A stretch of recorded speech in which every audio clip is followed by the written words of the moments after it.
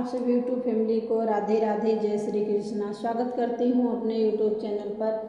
बहुत ही प्यारा सा आप लोगों के बीच एक कजरी गीत लेकर के आई हूँ। गीत को पूरा सुनना और कैसा लगा कमेंट करके बताना। हमारे चैनल को भी अपना प्यारा आशीर्वाद देना। पपिहा पिया पिया जनी बोला, पिया बिना सोने भवन आना।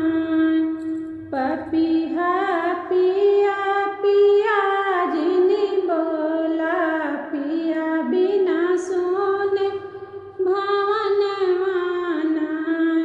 पिया बिना सोने भवन आना।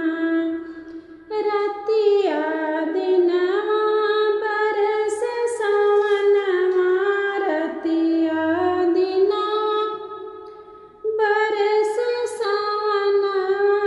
गरजय देवा बिजुरियाना, अपना नाया खबर नहीं भेजे।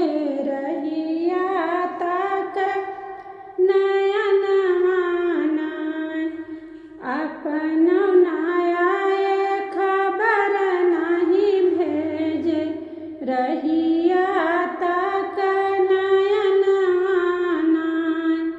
पपिहा पिया पिया जनी बोला, पिया बिना सोने भवन आना।